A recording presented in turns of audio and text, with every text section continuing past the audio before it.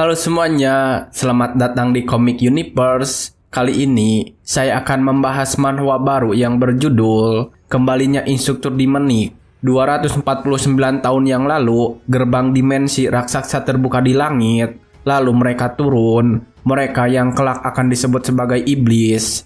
Setelah turun, mereka menyatakan bahwa mereka akan menyerang umat manusia. Itulah awal dari invasi para iblis. Menyadari betapa genting situasinya, aliansi ortodok membentuk pasukan pemusnah iblis surga ortodok, dan mereka menyatakan bahwa mereka akan menaklukkan para iblis. 3 hari kemudian, mereka bertemu dengan pasukan iblis di Anhui, dan mereka dimusnahkan. 1 tahun kemudian, dalam 1 tahun itu, setengah dari penduduk dataran tengah dibantai. Kelompok ortodok dan non-ortodok murim bekerja sama membentuk garis pertahanan terakhir di Sichuan. Pertempuran berlangsung selama setengah bulan, 90% dari pasukan perlawanan tewas, dan murid dataran tengah resmi dimusnahkan. Para penyintas yang tersisa menjadi budak dan diseret ke alam iblis. Aku juga ditangkap dan diseret ke sana.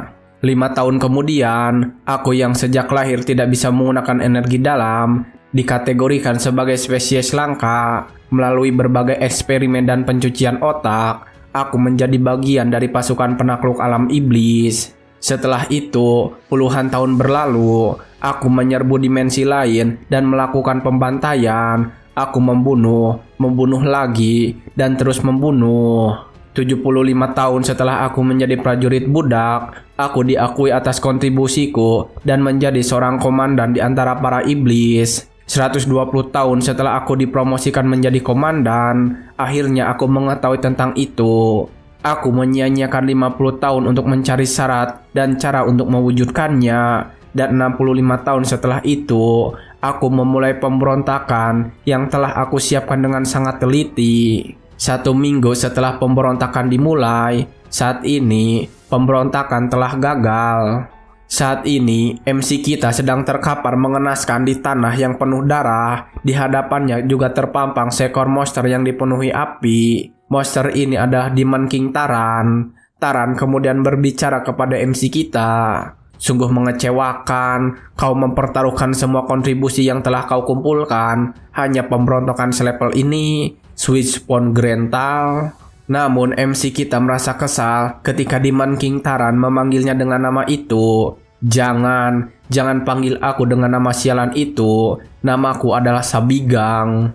Demon King Taran terdiam sejenak, lalu kemudian kembali berbicara. Aku benar-benar tidak mengerti. Selama ini aku sudah mengamati manusia sepertimu. Meski kenyataan dan bakat yang kau miliki biasa saja, kau selalu punya obsesi keras kepala untuk bertahan hidup apapun situasinya. Itulah satu-satunya kekuatanmu. Tapi, kenapa kau memutuskan untuk bertindak seceroboh ini setelah semua waktu yang telah berlalu? Sabigang kemudian menjawab dengan percaya diri. Karena aku harus mengalaminya setidaknya sekali agar bisa meraih kemenangan mutlak di pertarungan kita berikutnya. Aku tidak punya pilihan selain melawanmu setidaknya sekali. Demon King Taran kemudian tertawa ketika mendengar itu. Kedengarannya cukup menarik, tapi itu juga cara berpikir yang bodoh. Apa kau pikir aku akan memberimu kesempatan kedua? Kau akan mati di sini hari ini. Sabigang kemudian mengangkat salah satu tangannya dan dengan kuat langsung meremas jantungnya sendiri. Aku tidak akan dibunuh olehmu. Sabigang merobek dan meremas jantungnya sendiri dengan sangat kuat. Lalu tiba-tiba sebuah cahaya berwarna ungu muncul ke arah langit. Beberapa lingkaran sihir juga terukir di antara cahaya ungu itu. Demon King Taran yang melihatnya mengetahui tentang apa yang dilakukan oleh Sabigang. Regresi waktu, otoritas Neo Geron, dewa jahat kuno. Begitu rupanya alasan kenapa kau menahan kekalahan dan penghinaanmu dalam diam selama 200 tahun adalah demi ini. Sabigang yang sedang dalam proses regresi waktu itu kemudian berbicara dengan keras kepada Demon King Taran. Tunggu saja, bajingan sialan. Di kesempatan berikutnya, aku akan mempersiapkan segalanya lebih matang dan menghajarmu habis-habisan. Kalian semua iblis terkutuk akan mati. Demon King Taran yang mendengar itu tertawa dan menjadi semangat. Hahaha, aku menantikan itu, satu-satunya manusia yang aku akui. Dan akhirnya, setelah beberapa saat proses regresi waktu itu selesai, di dataran tengah Murim, saat ini sebuah petir menyambar sebuah kediaman, dan ternyata itu adalah Sabigang yang sedang tidak sadarkan diri. Sabigang sudah kembali ke dalam tubuhnya, dan waktu yang tersisa sampai invasi iblis adalah 10 tahun. Siang harinya di Akademi Bela Diri Aliansi Ortodok, Akademi Mata Air Naga, ada beberapa tukang yang sedang merenovasi atap yang hancur karena petir malam tadi. Tidak menyangka petir menyambar entah dari mana. Namun tukang yang satunya malah bersyukur atas kejadian itu. Iya, dan kekuatannya cukup besar sampai menghancurkan atap ke tempat latihan. Tapi setidaknya kita harus lega, soalnya cuma pecundang itu yang terluka. Wakil instruktur yang yatim piatu itu, yang dibawa kembali oleh tabib jin baik, katanya dia sedang tersambar petir beberapa hari lalu. Teman si tukang kemudian menjawab, instruktur bela diri yang tidak bisa menggunakan energi dalam itu, dari yang kudengar, dia tidak terluka. Namun tukang yang membencinya itu kembali berkata, kukuku, bakal lebih baik kalau dia terluka parah, karena hari ini adalah eksekusi publiknya. Sementara itu di sebuah lapangan tanding terbuka, semua orang sudah berkumpul di sana untuk menyaksikan Sabigang yang akan bertanding melawan seseorang. Seorang juri kemudian memberikan sebuah pengumuman. Mulai sekarang, seleksi untuk posisi asisten instruktur tombak di Akademi Mata Air Naga akan resmi dimulai. Di satu sisi, kita punya asisten instruktur saat ini, asisten instruktur tombak, Sabigang. Lawan yang akan dihadapinya adalah penampangnya yang direkomendasikan untuk posisi asisten instruktur. Ada permintaan untuk memverifikasi kemampuan asisten instruktur Sabigang. Jadi seleksi ini akan menentukan siapa yang pantas menjadi asisten instruktur. Kalian berdua harus bertarung dengan mempertaruhkan kehormatan kalian sebagai seniman bela diri. Setelah pengumuman itu selesai, musuh yang menantang Sabigang langsung memprovokasi dari awal. Hohoho, kau tampaknya lebih baik dari yang aku perkirakan. Dari yang aku dengar, kau tersambar petir entah dari mana. Kau pikir kau cuma cari-cari alasan untuk menghindari bertarung denganku. Tapi karena kau tetap muncul, akan kuakhiri ini dengan cepat sebagai penghargaan atas keberanianmu. Orang ini adalah tombak dewa tak terkalahkan, Maeng Sondeok. Ilmu bela diri yang dikuasai adalah seni tombak iblis banteng. Tetapi Sabigang sudah menanggapi provokasi itu dan malah menceritakan sesuatu. Di masa yang sangat jauh ke depan, ada seorang instruktur dari Akademi Bela Diri tertentu yang tidak bisa menggunakan energi dalam. Sayangnya, itu karena dia terlahir dengan kondisi seperti itu. Tapi, mau bagaimana lagi? Secara alami dia dipandang rendah oleh orang-orang. Pada akhirnya, instruktur yang tidak kompeten itu yang dikenal sebagai aib Akademi Bela Diri mengalami kekalahan mengerikan dalam duel publik. Jabatannya sebagai instruktur direbut dan ia ditinggalkan untuk mengerjakan tugas-tugas sepele dan pekerjaan rendahan. Dia menjalani hari-hari yang benar-benar menyedihkan. Ya, singkatnya aku sudah menunggu waktu siaran ini sejak lama, bajingan jelek. Sabigang mengakhiri ucapan itu dengan tatapan yang menantang kepada Maeng Sondeok. Maeng Sondeok yang melihat itu tentu saja menjadi kesal dan marah. Dia langsung menggunakan kekuatannya untuk menyerang. Bajingan, berani-beraninya kau bersikap sombong seperti itu. Aku sebenarnya membiarkanmu mempertahankan sedikit harga dirimu karena kau seorang instruktur. Saatnya kau membayar atas mulut sombongmu itu. Maeng Sondeok menggunakan teknik Bull Demon Spear Art bentuk pertama, Ferocious Bull Curve, untuk menyerang Sabigang. Tetapi setelah serangan itu menimbulkan ledakan yang besar, Maeng Sondeok terkejut karena tidak merasakan apapun pada tombaknya. Dan ketika kepulan asap menghilang, ternyata Sabigang sudah tidak ada di tempatnya. Sabigang yang berada di belakang Maeng Sondeok kemudian langsung berbicara. Meski itu terlihat cukup bagus, kau harus bisa mendaratkannya dulu supaya bisa berfungsi kan? Maeng Sondeok yang menyadari kehadirannya langsung kembali menyerang Sabigang. Tetapi Sabigang kembali berhasil menghindari serangan dadakan itu. Maeng Sondeok yang melihat kejadian itu merasa tidak percaya dan menggerutu dalam hatinya. Apa yang terjadi? Bagaimana dia bisa menghindari seni tombak iblis PDI yang sudah kulatih selama puluhan tahun dengan begitu mudah? Katanya dia lemah, tapi ini benar-benar berbeda dari yang kudengar. Ketika Maeng Sondeok sedang memikirkan hal itu, Sabigang kembali memprovokasinya. Cih, itu sangat lambat. Bagaimana kau bisa mengajari siapapun dengan kemampuan seperti itu? Maeng Sondeok semakin marah mendengar provokasi itu dan sekali lagi langsung mencoba untuk menyerang dengan kuat. Kali ini Maeng Sondeok melompat dengan tinggi ke udara dan dari atas dia kembali melakukan serangan yang cukup kuat. Seni tombak iblis PDI bentuk keempat, paling bull strike. Melihat serangan yang kedua ini, Sabigang tidak berdiam diri dan melakukan sebuah kuda-kuda. Namun kuda-kudanya itu malah ditertawakan oleh Maeng Sondeok. Tidak mungkin teknik tombak setengah-setengah itu bisa menghalangi milikku. Ketika Maeng Sondeok sedang menyombongkan dirinya, Sabigang tiba-tiba saja menyerang dengan teknik yang tidak biasa di kalangan para murim. Fireball. Sebuah bola api meluncur dari tangan Sabigang dan itu berhasil mengenai Maeng Sondeok dengan telak. Ketika bola api itu mengenainya, kejutan dari ledakannya mencapai semua orang. Maeng Sondeok yang terkena bola api itu juga terus berguling di tanah karena terbakar cukup hebat. Juri yang melihatnya kemudian langsung menghentikan pertandingan. Pertempuran sudah selesai. Pemenangnya adalah asisten instruktur Sabigang. Setelah melakukan pertandingan itu, Sabigang kemudian kembali mengingat tentang kehidupannya di masa lalu. Aku ditangkap hidup-hidup oleh para iblis. Aku diseret ke alam iblis dan bertahan hidup dengan cara apapun selama berabad-abad. Dalam proses itu, aku menyadari sesuatu yang sangat penting, sihir tingkat tinggi yang tidak bisa dibedakan dari seni bela diri biasa.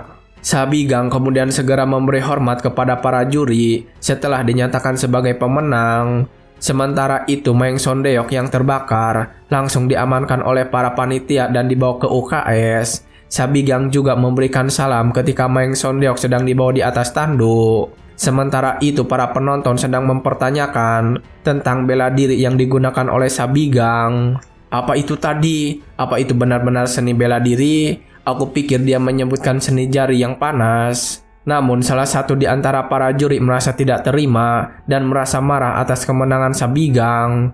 Omong kosong macam apa itu tadi? Tetapi berbeda dengan wasit, dia memberikan selamat kepada Sabigang. Selamat instruktur Sabigang, kau memenangkan pertarungan ini. Namun aku pikir kau tidak bisa menggunakan energi dalam. Sabigang kemudian langsung menjelaskan tentang dirinya yang tiba-tiba bisa menggunakan energi dalam. Itu cuma keberuntungan semata. Beberapa hari yang lalu, aku memakan tanaman obat yang belum pernah kulihat sebelumnya saat sedang berjalan-jalan. Lalu tiba-tiba aku bisa menggunakan energi dalam. Untungnya aku sekarang punya banyak energi dalam. Namun salah satu dari para juri tetap tidak terima dan merasa terhina. Apa kau sedang mengolok kami? Berani-beraninya kau melontarkan omong kosong seperti itu pada para sesepuh. Apa kau sedang menghina kami semua sekarang? Sabigang kemudian tetap menjawab dengan santai. Terserah kalian mau percaya atau tidak, tapi apa bedanya? Apa aku curang dalam duel? Itu pertarungan untuk posisi pengajar seni tombak, tapi tidak ada aturan yang mengatakan harus bertarung hanya dengan tombak. Aku tidak tahu kenapa aku harus diinterogasi seperti ini, padahal aku menang secara adil. Melihat salah satu juri yang sedang sangat marah, wasit kemudian mencoba menenangkan dan berbicara lagi dengan Sabigang. Tenanglah, kau terlalu emosi. Sabigang, kau benar. Kau menang dalam pertandingan ini. Kalau begitu, karena kau menang kau akan. Tetapi ketika sang wasit akan mengatakan sesuatu, Sabigang langsung menghentikan dan membuat sebuah permintaan. Maaf menyela, tapi karena semua orang ada di sini, aku punya sebuah permintaan. Aku secara resmi meminta untuk diadakan ujian untuk dipromosikan menjadi instruktur resmi. Dan begitulah kejadian di lapangan tanding berakhir. Setelah kejadian itu, Sabigang langsung berjalan-jalan di sekitar akademi. Orang-orang yang berpapasan dengannya terlihat cukup ketakutan, dan juga saat ini mereka merasa tidak percaya. Tetapi Sabigang tidak mempedulikan mereka, dan tiba-tiba menatap ke langit, memikirkan kejadian saat ini. Akademi Mata Air Naga, salah satu dari banyak aula pelatihan bela diri yang didirikan oleh Aliansi Ortodok untuk mencegah penderitaan di Jianghu Murim. Tujuannya adalah untuk membina seniman bela diri yang akan menjadi pilar Aliansi Ortodok di masa depan. Mereka menerima anak-anak berusia antara 15 hingga 18 tahun dari sekte dan klan yang setidaknya cukup besar. Para instruktur terdiri dari ahli bela diri dari Aliansi Ortodok. Mereka dibagi menjadi asisten instruktur dan instruktur senior. Asisten instruktur lebih seperti pembantu daripada benar-benar mengajar, untuk mereka bisa benar-benar mengajari anak-anak. Singkat cerita, saat ini Sabigang sudah berada di ruangan salah satu tabib yang bernama Jin Baek. Jin Baek yang melihat kedatangan Sabigang langsung saja bertanya kepadanya dengan bersemangat, "Apa yang terjadi? Bagaimana bisa kau tiba-tiba bisa menggunakan energi dalam? Apa yang sudah kau lakukan?" Sabigang yang mendengar suaranya kembali mengingat tentang siapa orang ini. Kepala Papilon Pemulihan Tubuh, Jin Baek. Dia bukan seorang instruktur, melainkan tabib yang merawat para pasien. Sabigang kemudian menjawab pertanyaan tadi. "Aku sudah bilang itu cuma keberuntungan." Namun Jin Baek tidak serta-merta percaya pada perkataannya. "Omong kosong, kau tahu aku sudah merawatmu sejak lama. Sejak hari aku tahu kau tidak bisa menggunakan energi dalam, aku sudah mencoba segala metode yang mungkin untuk menyembuhkanmu. Tapi, kalau itu sesuatu yang bisa disembuhkan dengan begitu mudah, lalu kenapa? Betapa tidak bergunanya diriku sebagai seorang tabib. Aku lebih tahu daripada siapapun bahwa kau dibenci orang lain karena hal itu. Aku terlalu malu untuk menatapmu sekarang. Maafkan aku benar-benar minta maaf." Jin Baek tiba-tiba menangis ketika sedang mengatakan semua hal itu. Dia merasa bersalah karena tidak bisa menyembuhkan Sabigang. Sabigang yang melihatnya menangis seperti itu merasakan kembali nostalgia di dalam hatinya. Dia masih sama seperti dulu, seseorang yang seperti orang tua bagiku 542 tahun lalu. Tidak, kurasa sekarang harus dibilang 15 tahun lalu. Dialah orang yang menerobos aktif untuk menyelamatkan seorang anak sekarat di tengah serangan para bandit. Dia juga orang yang akhirnya kehilangan nyawanya sendiri karena berusaha menyelamatkan orang lain hari itu. Namun, kali ini aku akan memastikan dia tidak mati. Sabigang kemudian langsung meraih tangan Jin Baek dan berbicara kepadanya dengan pelan. "Kepala Papilon Pemulihan Tubuh, kau tidak perlu menyalahkan dirimu sendiri dan jangan khawatir tentang aku juga. Percayalah padaku, aku akan menyelesaikan semua masalah mulai sekarang." Singkat cerita, setelah pertemuan dengan Kepala Papilon Pemulihan Tubuh, Sabigang kembali ke ruangannya dan beristirahat. Dan setelah malam tiba, Sabigang tiba-tiba menatap keluar jendela sambil memeriksa kekuatannya. "Saat aku mengalami ereksi, aku kehilangan lebih dari 90% manaku. Kemampuan terbaikku sekarang sekitar lingkaran keempat. Sungguh mengecewakan, padahal butuh berabad-abad untuk mencapai lingkaran ke-8. Tidak, aku seharusnya bersyukur masih memiliki mana sama sekali. Ya, aku telah kembali dari neraka itu."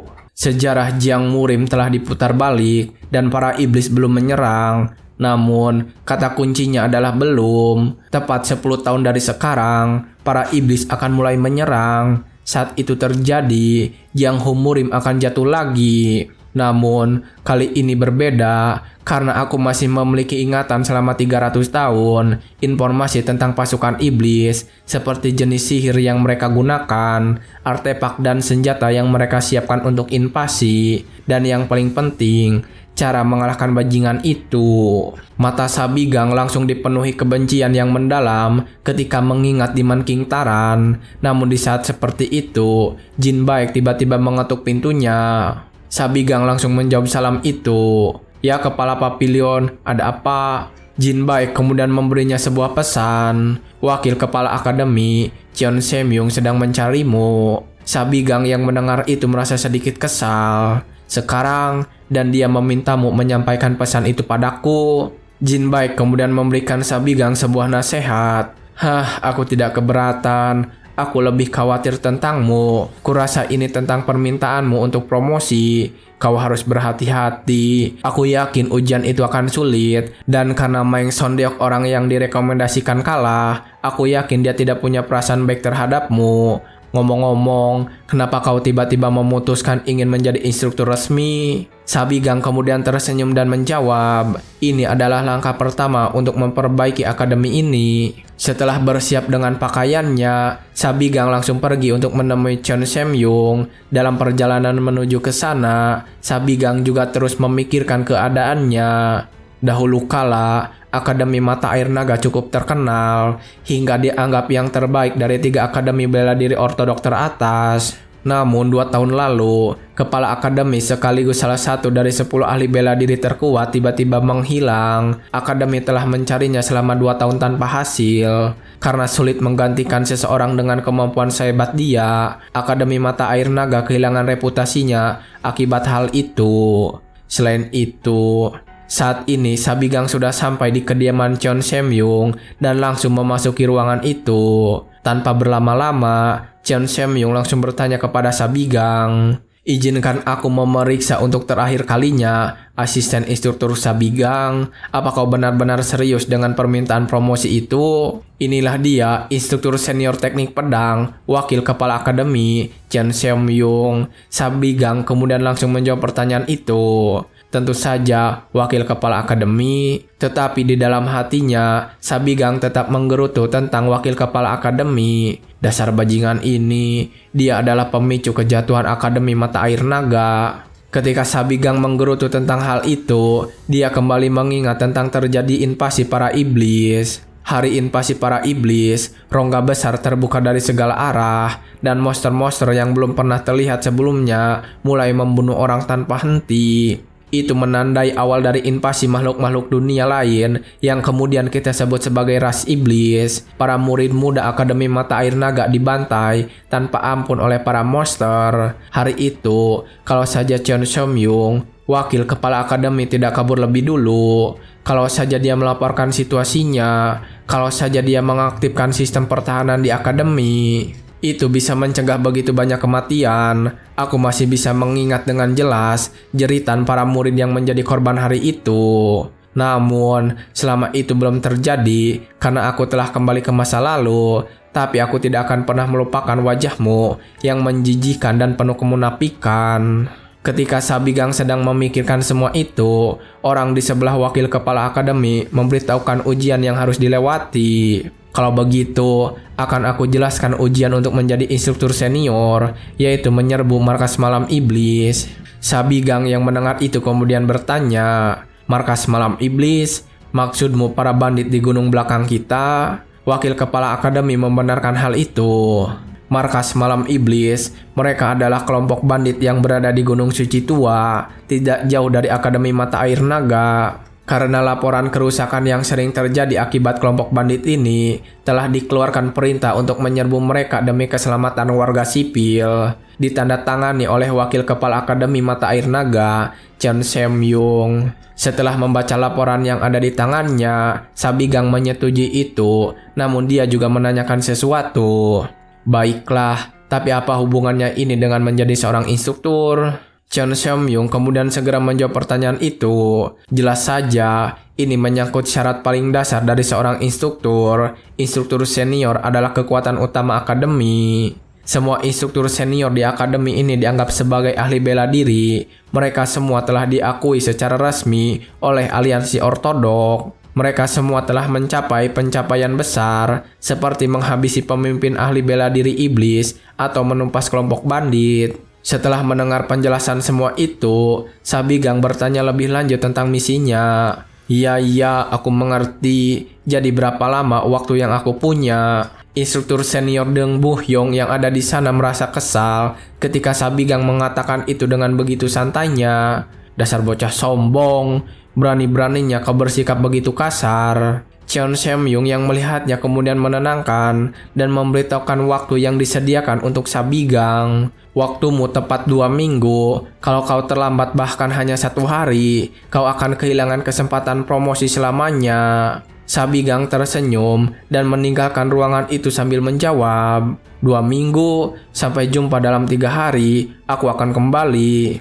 Sabigang langsung saja pergi meninggalkan ruangan itu dan menuju lokasi. Setelah Sabigang pergi dari sana, Deng Bu-hyung tiba-tiba mengeluh kepada Cheon Seom-young. Dasar bocah itu, wakil kepala akademi, apa kau benar-benar akan mempromosikan anak sombong itu? Kalau dia benar-benar berhasil. Tetapi Cheon Seom-young tersenyum jahat dan percaya kalau Sabigang tidak akan berhasil dalam misinya. Tak perlu khawatir instruktur Deng, asisten instruktur kita yang malang, Sabigang, tidak akan pernah kembali. Sementara itu, Sabigang saat ini menggunakan sihir percepatan untuk bergerak dengan cepat menuju lokasi. Dalam perjalanannya, Sabigang juga sudah mengetahui rencana yang disiapkan oleh Cheon Seom-young. Cheon Seom-young, dasar bajingan palsu. Kau pikir aku tidak tahu apa yang sedang kau rencanakan? Markas Malam Iblis. Pada masa inilah aliansi Hutan Hijau mulai naik daun. Orang-orang belum tahu banyak tentang mereka saat ini. Saat ini mereka bukan organisasi besar. Masalah sebenarnya adalah... Kembali ke ruangan wakil kepala akademi, dia sudah menjelaskan rencananya kepada Deng Bu-hyung. Namun Deng Bu-hyung masih tidak percaya dan bertanya sekali lagi. Hah? Serius? Pemimpin aliansi Hutan Hijau adalah seorang ahli bela diri tingkat puncak? Cheon Seom-young kemudian memberitahu Deng Bu-hyung tentang cerita sebenarnya. Pemimpin markas Malam Iblis, Ak Gugem, dia bukan pemimpin bandit biasa.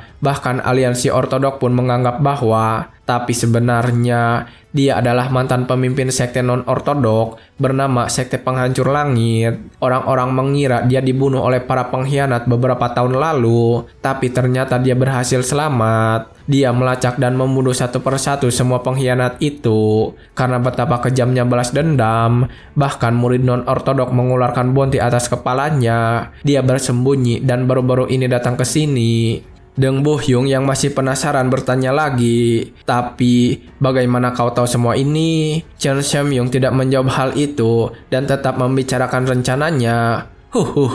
Kenapa itu penting? Sabigang memang mengesankan hari ini saat duel, tapi itu hanya mungkin karena dia telah menyembunyikan kemampuan aslinya. Namun ujian ini adalah situasi nyata, bukan sekedar duel. Aku yakin dia tidak akan kembali hidup-hidup. Kembali ke lokasi Sabigang, saat ini dia malah naik ke puncak gunung sambil terus memikirkan apa yang sudah dia ketahui tentang rencananya kali ini. Kalau Ak Gugem ini memang seperti aku ingat, sihir lingkaran keempat tidak cukup untuk mengalahkannya. Kalau begitu, solusinya sederhana.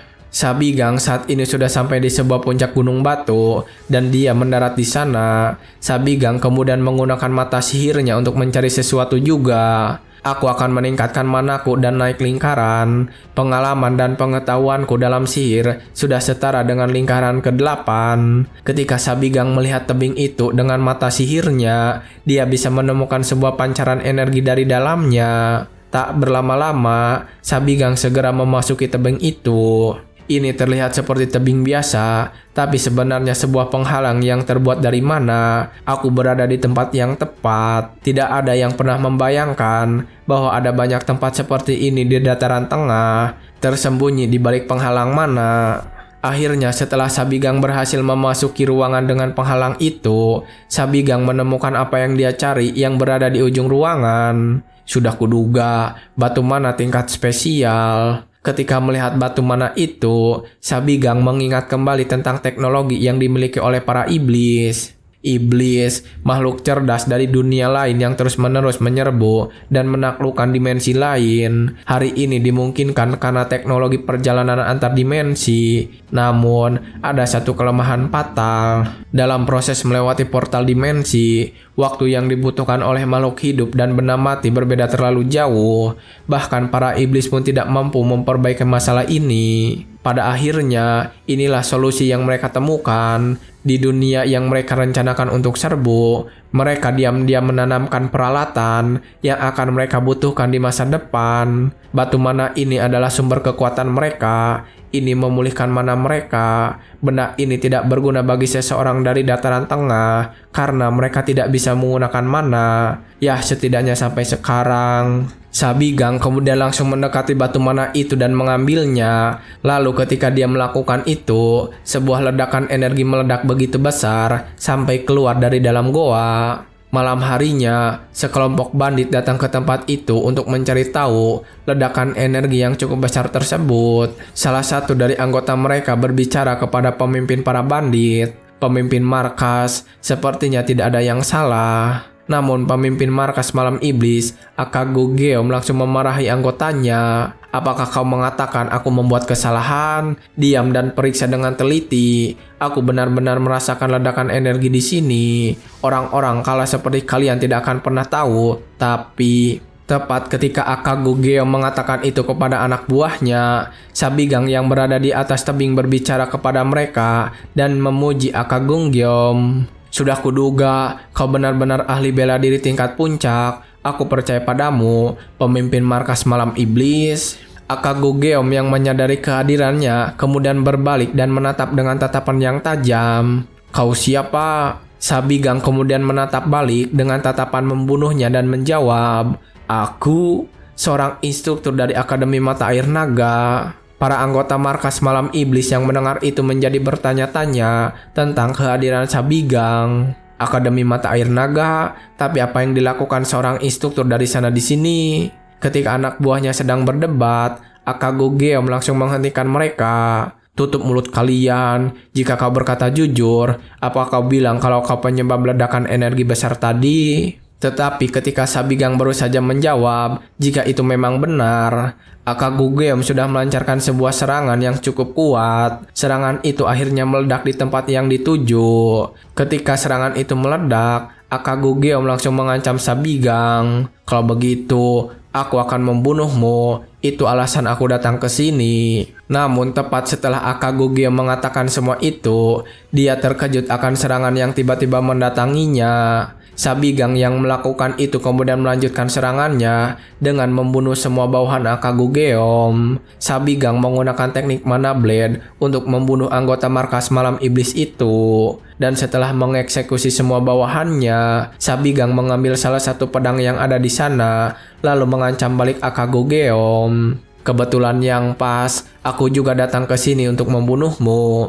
Akagugeom yang melihat itu tidak tinggal diam dan langsung menerjang menyerang Sabigang. Tepat ketika pedang mereka beradu, Sabigang mencoba untuk memprovokasi Akagugeom. Sebaiknya kau balaskan dendam anak buahmu. Akagugeom yang mendengar itu menjadi semakin kesal dan dipenuhi amarah. Kau, siapa kau sebenarnya? Akhirnya mereka berdua terus bertukar serangan. Dengan tempo yang cepat mereka bertarung dengan seimbang. Di sela-sela pertarungan itu, Sabigang kembali memberitahu identitasnya. Apa? Aku kan sudah bilang, aku seorang instruktur di Akademi Mata Air Naga. Tetapi Akagugeom tidak bisa mempercayai perkataan Sabigang itu. Aku tidak bisa percaya, bajingan ini, dia sama sekali tidak melawan. Merasa dipermainkan oleh Sabigang, Akagugeom kemudian mengeluarkan kekuatan yang sesungguhnya. Tiba-tiba aura berwarna merah meledak di sekitar tubuh Akagugeom. Sabigang yang melihat itu dengan cepat langsung menjaga jarak untuk menyelamatkan diri. Ternyata saat ini Akagugeom menggunakan salah satu teknik miliknya, Hyphen Destroying Hegemon Divine Art, pelepasan inti. Setelah menggunakan teknik itu, kedua mata Akagugeom menyala-nyala. Akagugeom juga langsung mengancam Sabigang lagi. Bajingan, berani-beraninya kau memaksaku menggunakan kekuatan ini padamu. Kau tahu kekuatan macam apa ini? Setelah aku dijatuhkan dari tebing oleh para pengkhianat, aku telah mengumpulkan semua energi inti alaminya ini sambil memimpikan balas dendam. Tapi ketika dia sedang mengancam, tanpa disadari sebuah kekuatan misterius sudah menyelimuti kakinya. Akagugeom juga terkejut ketika melihat itu, sedangkan Sabigang terus berbicara dengan tenang. Aku tidak peduli dengan latar belakang penjahat tidak berguna, rantai astral. Setelah membekukan kedua kaki Akagugeom, Sabigang mengeluarkan sirnya lagi untuk mengeluarkan rantai yang kemudian mengikat kedua tangan Akagugeom. Akagugeom yang diikat begitu saja, tentu saja melakukan perlawanan untuk melepaskan diri. Namun ketika dia melakukan itu, Sabigang berjalan mendekatinya sambil menjelaskan, melawan itu sia-sia, begitu menyentuhmu, ia menyedot energi dalammu. Ini adalah mantra yang dirancang khusus untuk menjatuhkan pertarung bela diri. Akagugeo masih saja terus mencoba untuk melepaskan diri dengan sangat keras, dan karena dia tidak bisa keluar dari ikatan itu, Akageo bertanya lagi kepada Sabigang, "Bajingan, dari mana kau belajar sihir seperti itu? Apa kau dari sekte iblis?" Namun Sabigang kembali menjelaskan tentang kekuatannya. "Aku bilang ini sihir, bukan ilmu hitam. Ya, aku juga tidak berharap banyak dari bandit bodoh sepertimu. Apa kau menyesal?" Akagugeo terlihat menggerakkan kedua giginya dan menggerutu dengan keras. "Keparat, mati di tempat seperti ini. Aku harus balas dendam. Para bajingan itu yang memanipulasi anak buahku saat aku masih di sekte surga yang tahtanya dihancurkan. Alasan aku bekerja sama dengan orang-orang aliansi ortodok yang menjijikan itu, dan alasan aku terkurung di gua ini untuk mengembalikan kekuatanku, itu semua untuk upaya aku bisa membalaskan dendamku." Namun ketika Akagugeo sedang menceritakan apa yang terjadi kepadanya, Sabigang malah bertepuk tangan dan mentertawakannya. "Wow, niatmu benar-benar kuat. Memang begitu seharusnya balas dendam dilakukan, perlahan menyeluruh dan tanpa menyerah." Namun Akagugeo yang melihat itu malah semakin marah dan kesal. "Apa kau sedang mengejekku sekarang? Apa yang kau tahu? Kau cuma bocah yang tumbuh dengan nyaman." Mendengar ucapan itu dari mulut Akagugeo, Sabigang kembali teringat dengan apa yang sudah dilaluinya selama ini. Dalam sekejap, Sabigang berubah menjadi orang yang berbeda dan menakutkan. "Dengan nyaman katamu, memangnya kelihatan begitu?" Ketika Sabigang menatap kepadanya dengan mata yang membunuh, Akagugeo langsung ketakutan karena merasakan hawa yang sangat berbeda dari Sabigang. "Apa-apaan ini? Dia bukan sekedar orang gila biasa. Sepertinya ada sesuatu yang benar-benar salah secara mendasar dengannya." Sabigang saat itu langsung memegang wajah Akagugeo dan mengancamnya. "Baiklah, akan kubiarkan kau merasakannya juga, neraka yang telah kulalui selama 200 tahun. Setelah Sabigang melakukan sesuatu kepada Akagugeo, tiba-tiba Akagugeo berpindah tempat ke suatu tempat. Benar-benar tidak dia ketahui. "Apa? Tempat apa ini? Apa dilakukan bajingan gila itu padaku?" Tepat ketika dia selesai mengatakan itu, seekor monster tiba-tiba muncul di hadapannya. Akagugeo sangat ketakutan ketika melihat wujud monster yang ada di depannya itu. Kemudian memori-memori yang menakutkan ditampilkan. Akagugeo melihat semua rekaman memori itu sampai munculnya Demon King Taran. Setelah melihat semua memori-memori yang sangat menyakitkan itu, Akagugeo tidak bisa menahan dirinya dari ketakutan yang dilanda. Akagugeo menjerit kesakitan, bahkan seluruh tubuhnya bergetar, air mata mengalir dengan deras dari kedua bola matanya. Akagugeo bahkan sampai memohon-mohon dan berlutut kepada Sabigang. Bunuh aku mohon, aku tak bisa menahannya." Melihat Akagugeo yang menangis memohon seperti itu, Sabigang langsung mengambil pedangnya dan mengeksekusi Akagugeo. "Ya, aku mengerti, tapi seseorang harus melakukannya." Sabigang langsung menebas kepala Akagugeo malam itu juga, dan setelah melakukan itu, Sabigang membawa kepala dan juga pedang Akagugeo kepada Cheon Seomyung. Di kediamannya, Cheon Seomyung tersentak kaget tidak percaya. "Sialan, aku tak bisa mempercayainya." Tetapi Sabigang tetap tenang dan menagih janji Cheon Seomyung. "Bagaimana? Aku tahu kau takkan percaya jika aku hanya membawa pedangnya. Jadi ku bawa juga kepalanya. Nah, kalau begitu, sebaiknya kita diskusikan tugasku sebagai instruktur senior yang baru." Keesokan harinya, di sebuah rapat para instruktur senior, mereka mulai menolak kehadiran Sabigang sebagai instruktur senior yang baru. Instruktur senior teknik tinju, Yeo Wojin menjadi yang pertama memprotes keputusan itu. "Ini omong kosong, baru beberapa hari yang lalu dia menjadi aib akademi, dan sekarang dia menjadi instruktur senior. Apa yang sebenarnya terjadi?" Instruktur senior teknik panahan, Eun Byuk, juga melakukan protes yang sama. "Instruktur Deng, apa dia benar-benar menyerbu benteng di Demon Knight sendirian?" Instruktur Deng kemudian menjawab pertanyaan itu.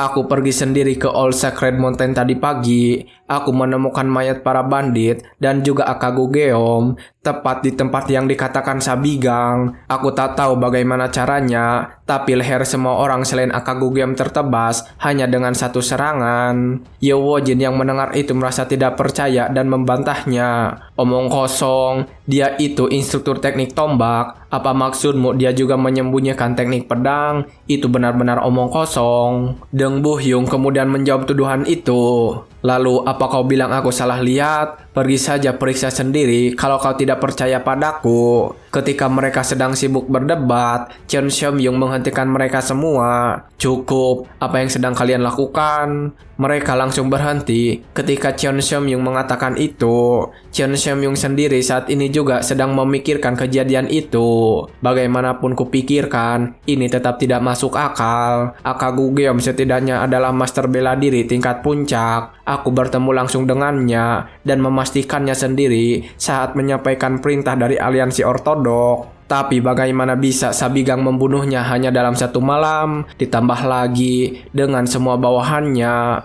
Bahkan aku yang sesama master bela diri tingkat puncak saja tidak bisa melakukannya. Apa Jinbaek membantunya? Tidak, patwa itu tidak sehebat itu. Aku harus menyelidikinya lebih jauh. Setelah memikirkan semua itu, Cheon Seom-young memanggil Deng Buhyung. Instruktur Deng, apa kau masih bisa menghubungi Ghost Shadow Manor? Ternyata Cheon Seom-young berencana meminta bantuan kepada kelompok ini.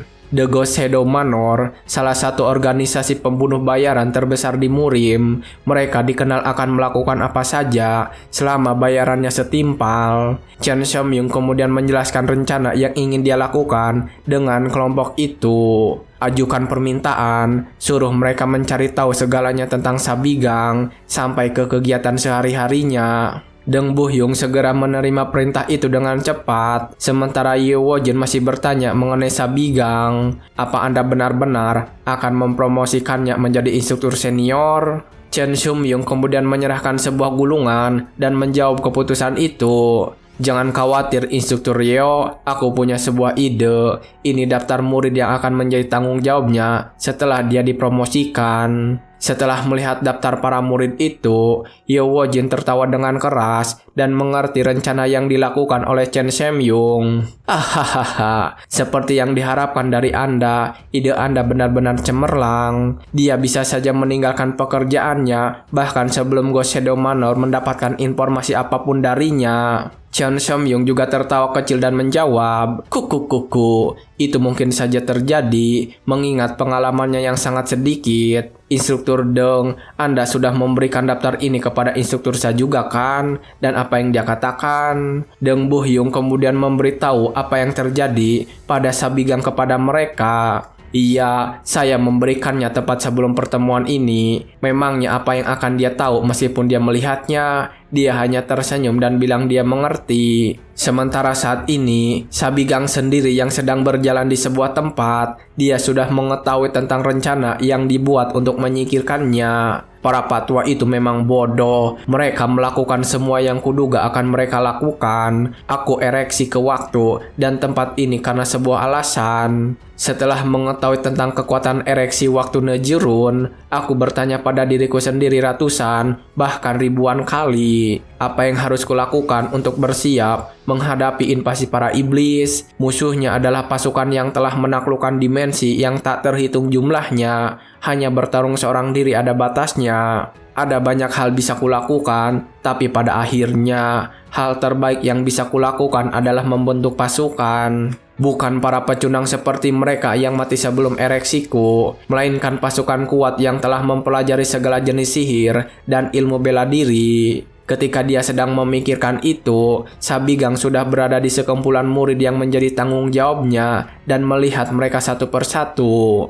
Orang-orang yang telah dicap sebagai pembuat onar di antara murid tahun pertama. Meskipun mereka sudah pasti berbakat, sifat mereka telah menjadi penghalang, atau mereka yang dianggap tidak berbakat, atau mereka yang diabaikan karena tidak berasal dari keluarga bergengsi. Aku yakin para pak tua itu berpikir aku takkan bisa menangani mereka, tapi mereka tak akan pernah menyangka bahwa dua pahlawan yang paling berjasa selama invasi iblis, yang salah satunya adalah seorang master bela diri yang mencapai evolutionary rim di akhir usia 20-an, harapan terakhir Murim yang memimpin aliansi melawan para iblis, pemimpin aliansi Heavenly Sword, yang satunya lagi adalah seorang pemanah berbakat yang memimpin pasukan khusus untuk pembunuhan dan patroli dan membunuh paling banyak iblis seorang diri, Demon Slaying Divine Archer. Kedua pahlawan ini kini ada di sini di hadapanku.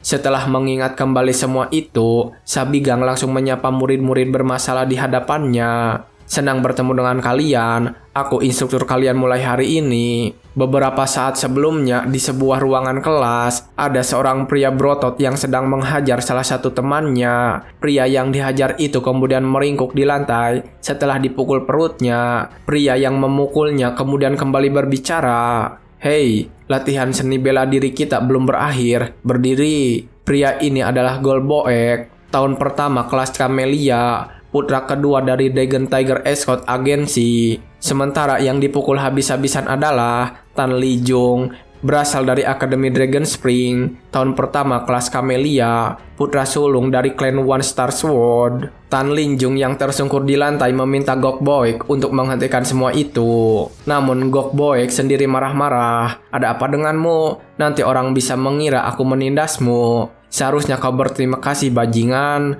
Aku sampai mau menunjukkan seni tinju Dragon Tiger Mountain split piece pada pecundang sepertimu.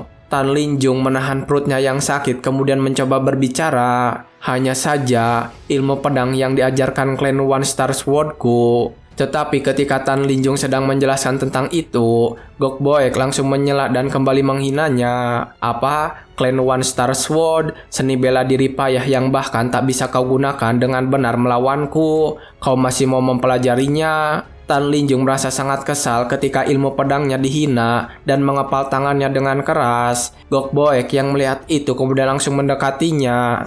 Hei, berhenti mengepalkan tanganmu, brengsek. Kalau tidak, bagaimana kalau kita duel lagi? Tan Li Jung yang mendengar itu kemudian berhenti mengepalkan tangannya dan mencoba untuk bangkit. Tetapi ketika dia melakukannya, seorang murid yang lain datang menghentikan mereka. Cukup, Gok Boek, masa ujian akan segera dimulai. Jadilah berhenti membuat keributan yang tidak perlu. Orang ini adalah Hien Wok Yung, tahun pertama kelas Camellia, putra kedua dari klan Destructive Swordion. Gok Boek yang melihat kehadirannya langsung menghentikan itu dan pergi meninggalkan Tan Li Jung bersama dengan Hien Wok Yung. Tan Li Jung kemudian mencoba berterima kasih kepada Hien Wok Yung, namun Hien Wok Yung tidak sedikit pun menjawab dan langsung memalingkan wajahnya. Suasana di kelas itu pun menjadi canggung, namun tepat ketika mereka terdiam, ada seorang instruktur yang memasuki kelas dan memberitahu mereka.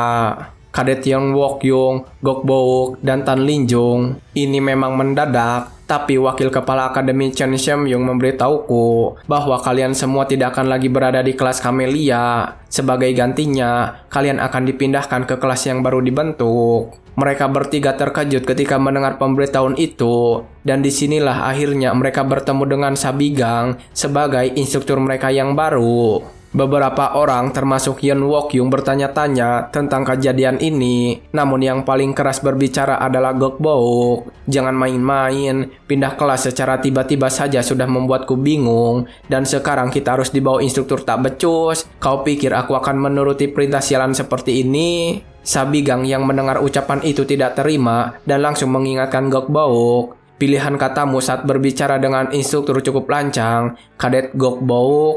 Namun Gok Boek tidak berhenti dan membalas semakin keras berteriak kepada Sabigang. Persetan, aku tak tahu cara licik apa yang kau gunakan untuk menjadi instruktur senior, tapi aku tak sudi belajar dari bajingan yang bahkan sampai baru-baru ini tidak bisa menggunakan seni bela diri dalam. Sabigang tidak tinggal diam kali ini, dia kemudian memberikan pelajaran dan menghajar Gok Boek. Sabigang menggunakan sihirnya untuk berteleportasi dan mengatakan peraturan akademik. Peraturan akademik pasal 3 ayat 5, jika seorang kadet berperilaku buruk, kau bisa menghukumnya dengan tujuan untuk berkembang. Namun bukannya berhenti setelah dihajar oleh Sabigang, Gokbaok malah melawan balik dan menyerang Sabigang. Sabigang kemudian menghindari serangan yang datang kepadanya sambil terus memberitahu tentang peraturan akademi, mengumpat dan menggunakan kekerasan terhadap atasan, menggunakan seni bela diri dalam kelas tanpa izin. Tapi yang terburuk dari semuanya adalah kemampuan seni bela dirimu yang menyedihkan ini.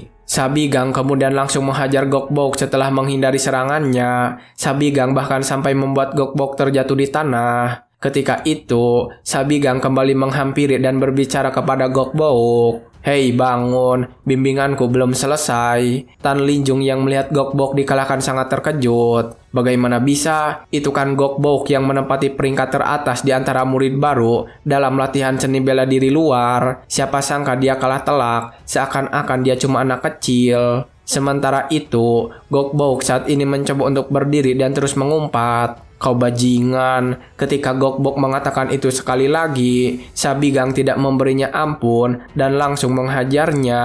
Kadet yang melihat itu merasa sangat terkejut karena tidak menyangka dengan tindakan yang dilakukan oleh Sabigang. Ketika Gokbaok sedang terpojok di sudut halaman, Sabigang kembali menghampiri untuk memberikan serangan terakhir. "Astaga, baru kelas pertama saja kau sekacau ini. Sayang sekali, sudah menjadi tugas seorang instruktur untuk menahan air mata dan mendidik muridnya."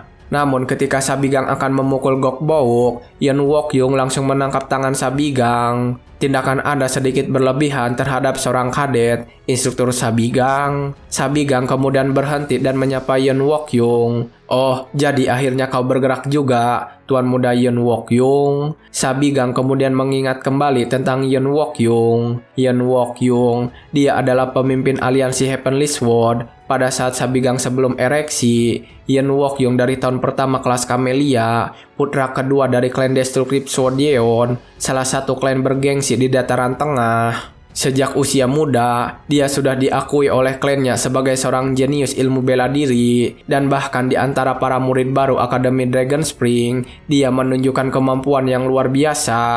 Bakatnya jauh melampaui apa yang bisa ditampung oleh Akademi Dragon Spring. Di usianya yang 20 tahun, dia berhasil menjadi master bela diri tingkat puncak tertinggi, termuda dalam sejarah, dan masuk dalam peringkat 10 besar master bela diri dari aliansi ortodok. Seharusnya dia menjalani kehidupan yang gemilang, dihormati sebagai salah satu master bela diri absolut di dataran tengah dan dikagumi semua orang. Tapi itu jika saja mereka tidak pernah muncul. Sejak awal invasi iblis, dia ikut bertempur lebih sering dari siapapun. Tapi tak lama kemudian, klan Myeong menjadi sasaran serangan terpusat dari para iblis dan dimusnahkan. Semua anggota klan kecuali dirinya dibantai secara brutal. Meski begitu, dia tidak hancur dalam keputusasaan atau kesedihan seperti yang lain. Dia berkelana ke seluruh daratan tengah, melawan para iblis dalam pertempuran yang tak terhitung jumlahnya, mengumpulkan para penyintas, dan membentuk pasukan aliansi yang melampaui sekte ortodok maupun non-ortodok. Bahkan dalam situasi yang begitu tanpa harapan, dia memimpin para ahli bela diri yang tersisa dalam perlawanan terakhir yang nekat. Aku masih mengingatnya. Dia selalu maju ke garis depan medan pertempuran, dan setiap kali dia melepaskan energi pedangnya yang menyilaukan, bahkan monster-monster iblis raksasa yang seakan menutupi langit pun ditebas dalam sekejap. Tak diragukan lagi, dia adalah pahlawan dan harapan terakhir dataran tengah. Meskipun sekarang dia hanyalah bocah bangsawan sombong dari klan bergengsi. Sabigang kemudian bertanya tentang hal itu. "Kenapa? Apa karena kau terkejut melihat asisten instruktur yang baru-baru ini bahkan tidak bisa menggunakan energi dalam tiba-tiba menjadi sekuat ini?" Namun Yeon Wokyung membantah pernyataan itu. "Tentu saja itu tidak terduga. Tapi yang bisa kau lakukan dengan kekuatan yang baru kau peroleh itu hanyalah pamer di depan para kadet. Menyedihkan sekali. Apa itu juga karena yang disebut-sebut pertemuan takdir?" Sabigang cukup terkejut dengan pernyataan yang dikatakan oleh Yeon Wokyung dan mencoba memancingnya. "Kenapa? Apa kau penasaran? Kalau kau menuruti latihanku mulai sekarang, mungkin saja akan kuberitahu." Namun Yeon Wokyung segera menolak dan mengembalikan badannya. "Tidak, terima kasih. Itu tidak perlu. Aku tak tahu trik macam apa yang kau gunakan untuk tiba-tiba mengubah daftar kelas seperti ini." Tapi aku akan mengajukan keluhan resmi ke akademi tentang orang yang bertanggung jawab. Aku tidak tertarik belajar dari seseorang yang besar kepala hanya karena keberuntungan sesaat. Setelah mengatakan semua itu, Yen Wokyung bersama temannya yang mengikutinya langsung pergi meninggalkan area latihan. Ketika mereka pergi, Sabigang malah tertawa dan mendekati Tan Linjung, lalu memberikan sebuah tantangan. Hahaha, lihatlah dirimu. Bicaramu seolah-olah kau ini orang hebat saja. Jadi, kau pikir tidak ada yang bisa dipelajari dariku? Bagaimana kalau aku katakan, hanya dengan 10 hari latihanku, orang ini bisa menjadi cukup kuat untuk mengalahkanmu.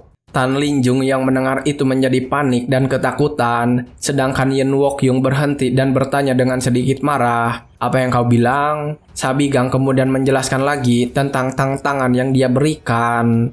Akan aku ulangi sesukamu, setelah hanya seminggu latihanku, pecundang menyedihkan ini yang kau anggap lebih rendah dari serangga akan bisa mengunyah dan meludahkan katak dalam tempurung sepertimu. Itulah yang aku katakan. Tan Linjung yang mendengar itu kemudian bertanya kepada Sabigang, "Instruktur, apa-apaan ini? Apa Anda sudah gila?" Sabigang kemudian langsung membuka mulut Tan Linjung agar dia tidak bisa protes. Dan tepat saat itu, Yen Wokyung menatap Sabigang dengan tatapan yang sangat tajam. Yen Wokyung kemudian bertanya, "Apa kamu benar-benar bersedia bertanggung jawab atas ucapanmu itu?" Sabigang tersenyum dan menjawab pertanyaan itu.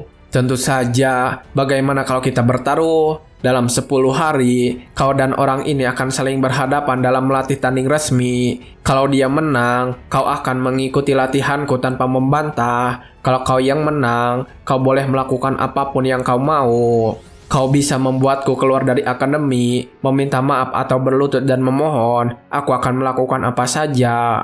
Yen Wokyung tertawa ketika mendengar itu, dan kemudian memberikan jawaban yang menghina Sabigang. "Sesuatu yang kuinginkan darimu, tak ada yang kubutuhkan darimu. Namun, sebaiknya kau bersiap untuk pertandingan yang akan berlangsung seminggu dari sekarang." Setelah mengucapkan itu, Yen Wokyung langsung pergi bersama teman-temannya dari area latihan. Setelah semua orang pergi, Tan Linjung tiba-tiba berteriak dengan keras. Dan itu membuat Sabigang sangat kaget. Ketika Sabigang menghentikannya, Tan Linjung malah berteriak sekali lagi dengan keras, "Instruktur, apa yang baru saja Anda lakukan?" Sabigang kemudian langsung menjawabnya dengan tenang, "Kau berisik sekali. Lihat energimu sampai meluap-luap. Terang dan lepaskan aku, akan kujelaskan." Tetapi Tan Linjung tidak bisa tenang begitu saja dan terus berbicara. "Kenapa Anda menyuruh saya melawan Yen Wokyung? Apa Anda sudah tidak? Memangnya apa salah saya sampai begini?" Sabigang kemudian langsung melepaskan Tan Linjung tangannya dengan paksa dan memberikannya penjelasan.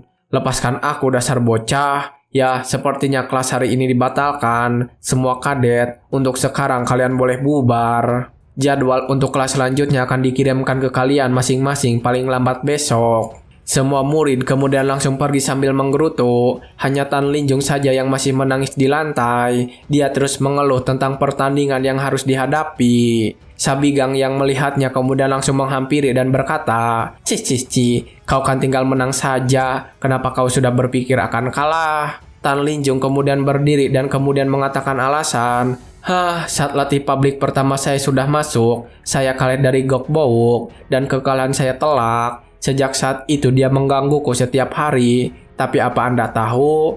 Bahkan monster seperti Gok Bokbon tak bisa melukai Yen Wokyung sedikit pun. Dia kalah telak."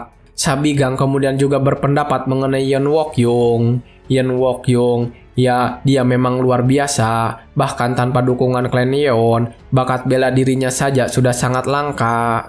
Mendengar ucapan dari Sabigang, Tan Linjung mengambil kesempatan itu untuk protes. "Kalau Anda sudah tahu itu, lalu kenapa Anda melakukannya?" Sabigang kemudian tersenyum dan menyemangatinya. "Jangan khawatir, kau lebih kuat darinya." Tan Linjung semakin bingung ketika mendengar kata-kata itu lagi. Padahal sebenarnya, Sabigang sudah mengetahui identitas dari Tan Linjung di kehidupan sebelumnya. Tan Linjung adalah Demon Slaying Divine Archer pada masa itu. Tetapi tetap saja, Tan Linjung saat ini masih ketakutan dan menolaknya dengan keras. "Tidak, anggap saja memang tidak ada yang bisa kita lakukan. Kelas kita dan kepala instruktur tiba-tiba berubah. Tapi kenapa aku harus terlibat dalam duel di depan umum dengan Yeon Wokyung? Dengan santainya, Sabigang menjawab pertanyaan itu. Kau masih belum memahami alurnya ya? Kau harus memenangkan duelnya untukku, membuktikan kemampuanku. Tan Linjung sekali lagi menolak itu dengan keras. Itu kan urusanmu, apa yang ku dapat dari terseret ke dalam hal ini? Menunjukkan senyum jahatnya, Sabigang menjelaskan apa yang akan dia dapatkan. Pembalasan, bukannya kau selalu dipukuli sama bajingan besar itu? Bagaimana perasaanmu saat kau mengalahkan hasil brengsek itu baru-baru ini? Apa kau senang? Apa kau merasa lega? Bukannya rasanya enak? Kau sangat senang? Atau apa kamu merasa marah karena kau tidak bisa membalasnya sendiri? Kau sendiri yang bilang, bahkan Gokbok itu tidak bisa menyentuh selai rambut di kepala Yeon Wokyung. Tapi bagaimana kalau kau jadi sangat kuat, kau bisa mengalahkan Yeon Wokyung, dan bahkan seorang sepertimu bisa dengan mudah balas dendam dengan tanganmu sendiri. Bagaimana? Bukankah itu hadiah yang bagus untukmu saat ini? Kemudian dengan suara yang tergagap, Tan Linjung menjawab perkataan itu. Kalau aku benar-benar bisa menjadi kuat seperti yang kau bilang, maka akan aku lakukan. Tapi ini tidak ada hubungannya dengan Gokbok. Yang ku mau itu sederhana, hanya menjadi lebih kuat dari diriku saat ini. Sabigang semakin tersenyum lebar ketika mendengar niatnya itu. Singkat cerita, setelah persetujuan yang singkat itu, Sabigang langsung melatih Tan Linjung saat itu juga. Tan Linjung saat ini sedang berdiri di hadapan sebuah patung untuk latihan. Sabigang yang berdiri di atap kemudian berbicara kepadanya. Mari periksa level skillmu saat ini. Bayangkan kau melawan Yeon Wokyung sekarang dan gunakan martial artsmu semaksimal mungkin. Tan Linjung mulai menghela napasnya dan setelah itu dia langsung bergerak maju menyerang patung latihan tersebut. Ketika Tan Linjung sedang menyerang patung itu dengan kekuatannya, Sabigang terus-menerus menyuruhnya. Terus, jangan berhenti, paksa lagi, ayo sedikit lagi, ayo, ayo. Namun baru berjalan beberapa saat, Tan Linjung tiba-tiba merasa kesakitan dan langsung ambruk ke tanah. Pada saat kejadian itu, Sabigang langsung mengatakan sesuatu yang menyakitkan baginya. Menyedihkan, apa kau sadar masalahmu sekarang? Dengan bersedih hati, Tan Linjung kemudian mengatakan beberapa jawaban yang dia ketahui. Saat melakukan gerakan dasar, untuk beberapa alasan tenaga dalamku terus menekan. Awalnya aku pikir, aku mau pelajari martial art klanku dengan salah. Jadi aku mencoba membenarkannya beberapa kali. Namun, tidak ada yang salah dengan gerakanku. Lalu kupikir mungkin ada masalah dengan dantianku atau titik meridian. Jadi aku memeriksanya berulang kali di klanku, tapi tetap tidak ada yang salah. Mungkin aku hanya tidak berbakat, atau mungkin aku menderita penyakit yang tidak diketahui. Setelah mendengar semua cerita itu, Sabigang tersenyum dan menjelaskan sesuatu. Tidak, bukan begitu. Kau hanya punya titik meridian yang lebih lebar dari yang lain. Tan Linjung terkejut mendengar itu dan bertanya, maaf, apa maksudnya itu? Sabigang kemudian turun menghampiri untuk menjelaskannya lebih lanjut. Apa susahnya dimengerti? Seperti yang ku bilang, kau terlahir dengan titik meridian yang lebih lebar dari yang lain. Normalnya, ini dianggap sebagai kondisi langka yang memiliki lebih banyak keuntungan daripada kerugian. Namun, karena kau masih muda dan kekurangan tenaga dalam, pengalamanmu adalah masalahmu. Kau harus mengerti bahwa semua martial artis harus melepaskan tenaga dalam yang mereka buat di dantian melalui titik meridian. Tapi karena kau punya meridian yang lebih besar dari yang lainnya dan jumlah tenaga dalam biasa-biasa saja, kekuatan energi internalmu tidak fokus dengan benar. Itulah kenapa tenaga dalammu selalu tertekan. Tan Linjung kemudian mengatakan jika dia baru pertama kali mendengar ini. Sekilas saat Tan Linjung mengatakan itu, Sabigang mengingat kejadian di masa lalu. Saat itu, Sabigang diberitahu oleh Tan Linjung tentang hal tersebut ketika dirinya sudah menjadi Divine Archer. Sabigang lalu menjawab pertanyaan tadi. Masuk akal, bagaimanapun juga ini informasi yang kudengar secara tiba-tiba. Ketika Sabigang sedang mengatakan itu, Tan Linjung merasakan keanehan ketika dia sedang berbicara. Suasana ini, apa dia punya kisah di baliknya? Sabigang kemudian mengakhiri obrolan canggung itu dan membantu Tan Linjung untuk berdiri. "Ya, aku akan mengakhiri penjelasannya di sini.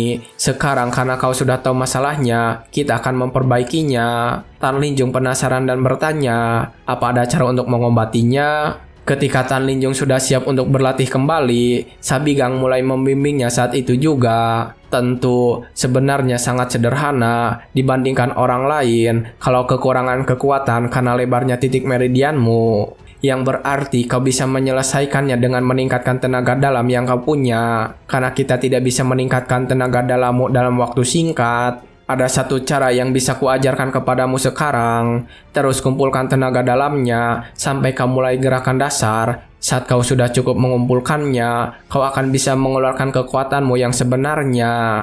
Setelah mengikuti semua arahan yang dikatakan oleh Sabigang, Tan Linjung lalu mencoba untuk menyerang kembali patung latihan itu. Kali ini dia berhasil memotong patung itu menjadi 2 bagian dengan begitu mudahnya. Tan Linjung yang bisa melakukan itu terlihat sangat senang dan memanggil Sabigang. "Instruktur, kau lihat itu, tenaga dalamku benar-benar tidak tertekan lagi." Namun ketika dia sedang merayakannya, Sabigang langsung memperingatkan tentang efek samping dari kekuatan itu. Iya, aku melihatnya dengan baik, jadi kau bisa merasa tenang sebelum kau pingsan." Namun apa yang dirasakan oleh Tan Linjung saat ini berbeda dengan yang dikatakan Sabigang. "Pingsan, aku tidak pernah merasa berenergi begini biasanya." Namun ketika dia sedang menjelaskan, tiba-tiba dirinya terjatuh tidak sadarkan diri. Dan akhirnya setelah beberapa saat berlalu, Tan Linjung mulai sadarkan diri dan bertanya-tanya, "Hah, aku tiba-tiba pingsan, kenapa?" Sabigang yang melihatnya sadar, kemudian mendekat dan bertanya, "Bagaimana perasaanmu?" Dengan air liur yang keluar dari mulutnya, Tan Linjung berusaha menjawab tentang kondisinya. "Instruktur, aku tidak ada energi yang tersisa di tubuhku." Sabigang kemudian langsung menjelaskan efek samping yang dia derita itu. Itu efek samping dari mengeluarkan kekuatan penuh untuk yang pertama kalinya. Kau tidak pernah menggunakan pikiran meridianmu sebelumnya, jadi tubuhmu belum beradaptasi dan terkejut. Ya, bukan apa-apa, tak perlu ada yang dikhawatirkan. Efek samping itu secara alami akan hilang sendirinya setelah beberapa bulan. Tan Linjung awalnya merasa tenang mendengar itu, tetapi setelah beberapa saat dia langsung menyadarinya dan terkejut. "Begitu ya, beberapa bulan, tunggu sebentar, tapi pertandingannya seminggu lagi." Singkat cerita, saat sore hari sudah tiba, Sabigang menjelaskan kembali masalah yang dialami oleh Tan Linjung. "Kamu baru-baru ini menghadapi 2 masalah besar. Saat kau melepaskan teknik dengan tenaga yang tersimpan, semua tenaga dalam yang sudah kau kumpulkan hingga saat ini akan digunakan untuk sekali serangan. Lalu seperti yang kubilang, tubuhmu tidak bisa menahan efeknya jadi kau pingsan. Namun, inti energimu juga terlalu kecil untuk menyimpan energimu sebelumnya dan tidak dapat mempertahankannya untuk waktu yang lama. Kalau kau melakukannya, kau tidak hanya akan pingsan, kau bahkan akan mengalami deviasi energi. Jadi itu benar-benar dilarang." "Bagaimana? Sampai di sini cukup mudah dimengerti kan?" Tan Linjung kemudian menjawab pertanyaan itu. "Ya, aku mengerti. Namun apa hubungannya dengan apa yang kau pegang?" Sambil terus mengayunkan pemukul itu, Sabigang memberitahunya, "Jangan pikirkan hal kecil, yang lebih penting, pikirkan tentang ini. Dengan mempertimbangkan hal tersebut, kau cuma bisa mulai menyimpan energi setelah duel dimulai. Sekarang, berapa lama waktu yang kau butuhkan untuk mengumpulkan energi itu?" Tan Linjung mengatakan jika dia membutuhkan waktu sekitar 7 menit untuk melakukannya, dan setelah mendapatkan waktunya, Sabigang kembali bertanya, "Terus mau bagaimana kau menahan Yen Wokyung selama itu?" Tan Linjung terlihat berpikir dan bertanya, "Apa yang harus aku lakukan?" Sabigang kemudian memegang pemukulnya dan mulai menyerang Tan Linjung saat itu juga. "Hanya ada satu jawaban, kau hanya perlu terus menghindar sampai kau mengumpulkan semua energinya." Tan Linjung yang terkejut kemudian segera menghindar pukulan pertama Sabigang. Apa yang kau lakukan?" Namun Sabigang tidak memberi waktu dan kembali menyerang Tan Linjung. "Fokus dan mulailah mengumpulkan energimu. Jangan alihkan pandanganmu dari senjata lawan." Sabigang kemudian menggunakan teknik ilusi untuk membuatnya menjadi 2. Dan itu membuat Tan Linjung kebingungan. Saat itulah, Sabigang berhasil untuk memukul Tan Linjung dengan cukup keras. Setelah melakukan itu, Sabigang kembali mengajari Tan Linjung, Kamu merengek meskipun aku tidak menggunakan tenaga dalam apapun. Bangun, kita lanjutkan.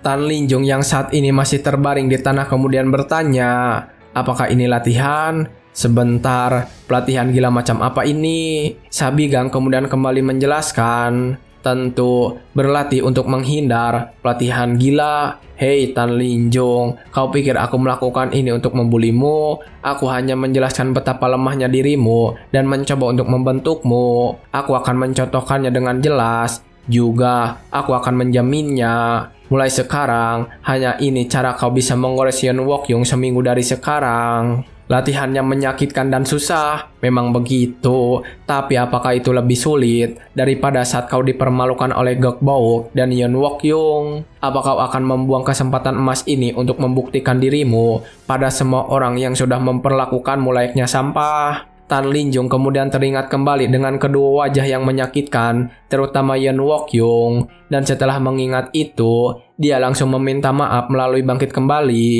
Maafkan aku, instruktur, tolong lanjutkan latihan menghindarnya. Aku bisa menahannya sepanjang hari kalau perlu.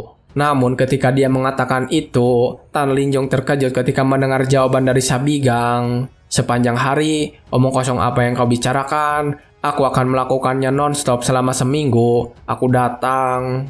Sabigang langsung menyerang begitu dia selesai berbicara. Sedangkan Tan Linjong saat ini sedang menangis ketakutan, memikirkan nasib dirinya seminggu ke depan. Seminggu kemudian, akhirnya latihan selesai, dan pertandingan yang dijanjikan akhirnya tiba. Mereka berdua saat ini sudah berada di area latihan tanding umum terbuka. Juga sudah banyak orang yang menonton pertandingan itu. Yeon Wokyung kali ini tampil percaya diri, sementara Tan Linjong terlihat penuh luka dan terlihat sangat lelah. Murid-murid yang seangkatannya kemudian mempertanyakan keadaan Tan Linjong. Aku penasaran berapa lama Tan Linjong akan bertahan. Si codet yang berada di sebelahnya kemudian menjawab, bertahan, dia akan hancur dalam satu gerakan dan jatuh tersungkur di tanah. Perempuan seangkatannya juga mulai mengkhawatirkannya. Tidakkah dia mempersiapkan semacam tindakan pencegahan? Namun si kacamata yang ternyata diam-diam mengawasi memberitahu tentang latihan yang dilalui oleh Tan Linjong. Aku melihatnya beberapa kali secara sekilas, tapi dia hanya menghabiskan seminggu penuh dipukuli dengan tongkat. Gok Bauk menjadi yang paling puas melihat pertandingan ini dan menghina Tan Linjong di dalam hatinya. Bodoh, kalau kau itu sampah, tetaplah diam di pojokan. Pengecut yang merendahkan diri di depanku itu akan mengalahkan Yeon Wokyung. Omong kosong, kau sudah dibohongi penipu dan menggali kuburanmu sendiri. Kembali ke lapangan tanding, Yeon Wokyung saat ini tiba-tiba berbicara kepada Sabigang tentang taruhan yang kemarin dia bilang. Instruktur Sabigang, tadi saya bilang tidak menginginkan apapun, tapi dalam keadaan seperti ini, saya mau mengajukan persyaratan. Kalau saya menang, Anda harus menepati janji untuk meninggalkan akademi. Saya tidak akan pernah membuang waktu seperti ini lagi.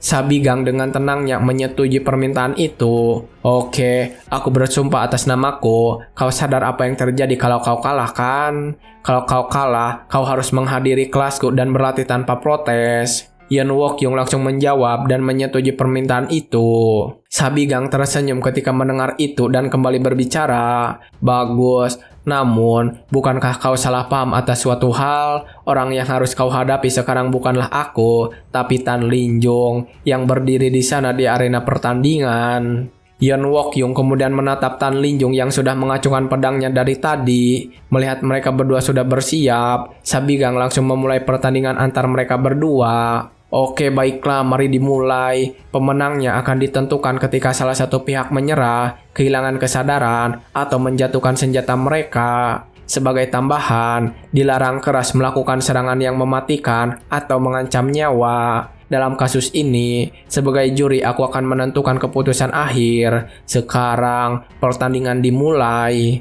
Ketika duel dimulai, tanpa disadari Tan Linjong langsung sekilas merasakan tangannya tertebas dalam sekali serangan. Tetapi ketika Yeon Wokyung memanggilnya, Tan Linjong kembali tersadar dan melihat bahwa lengannya baik-baik saja. Yeon Wokyung kemudian berbicara lagi kepada Tan Linjong. Menyerah dasar bodoh, kau setuju untuk melawanku, padahal kau segemetar ini hanya karena sedikit niat membunuh. Setelah mendengar itu, hanya sedikit niat membunuh dari Yan Wokyung, Tan Linjung kembali memikirkan kemungkinan dirinya menang dalam duel ini. Yang barusan itu adalah niat membunuh, itu artinya kalau dia mau, dia benar-benar bisa. Aku tidak bisa. Orang-orang menganggap orang ini yang terbaik dari yang terbaik di akademi. Tidak mungkin. Orang seburuk diriku ini bisa mengalahkannya hanya dengan latihan selama seminggu. Ketika Tan Linjung sedang dilanda kebingungan yang sangat hebat, Sabigang memanggilnya dan tersenyum kepadanya. Melihat Sabigang menunjukkan senyum jahat sambil mengayunkan pemukul di tangannya, Tan Linjung agak kaget dan kembali berpikir tentang pelatihannya. Akan aku ingat lagi. Apa yang kuinginkan adalah menjadi lebih kuat dari diriku yang sekarang. Hari itu, seminggu yang lalu, alasan aku memutuskan ingin menjadi lebih kuat. Tan Linjung langsung mengumpulkan energi dalamnya tepat setelah mengingat itu. Dan Yan Wokyung yang melihatnya kemudian tidak membiarkan itu dan langsung bergerak menyerang Tan Linjung. Idiot, sudah kuberitahu kau kesempatan untuk keluar dari pertarungan ini tanpa terluka. Kau sendiri yang cari gara-gara. Namun ketika Yan Wokyung menyerang dengan pedangnya, dia sendiri terkejut ketika Tan Linjung berhasil menahan serangannya yang cepat itu. Tan Linjung sendiri juga langsung menjaga jarak setelahnya. Nyaris saja, ki yang sudah aku kumpulkan hampir buyar. Tetapi Yan Wokyung tidak memberinya waktu untuk berpikir dan mempersiapkan mengumpulkan energi dalam lagi. Yan Wokyung langsung kembali menyerang dengan teknik Berserk Dragon Drake Torrent-nya. Tetapi ketika semua tebasan energi pedang itu datang menghampiri Tan Linjung, dia bisa menghindarinya dengan cukup mudah. Ketika itu, Tan Linjung menyadari sesuatu pada dirinya sudah berubah. Ki pedang ini kuat sekali, tapi apa ini hanya perasaanku saja? Rasanya serangan ini lebih mudah kuhindari dari yang kuduga. Bahkan ketika Tan Linjung sedang menghindari semua serangan itu, murid-murid yang melihatnya kaget dengan perkembangan Tan Linjung juga.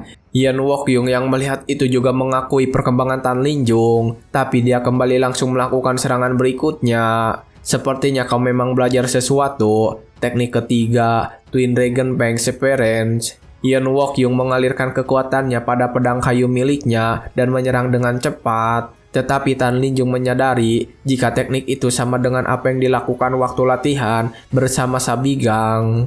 Oleh karenanya, Tan Linjung bisa menghindari lagi serangan Yan Wokyung kali ini.